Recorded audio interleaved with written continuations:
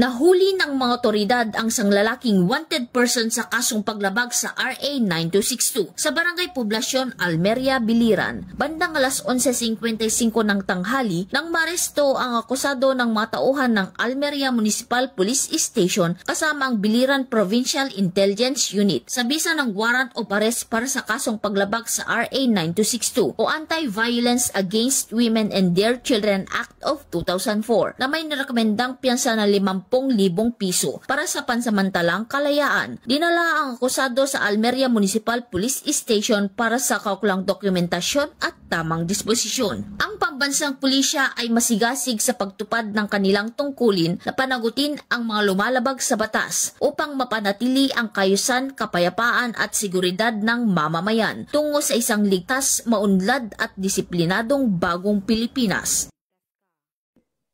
Mula dito sa Eastern Visayas, ako ang inyong PNN correspondent, Patrolwoman Palafox, alagad ng batas, tagataguyod ng Balitang Pulis.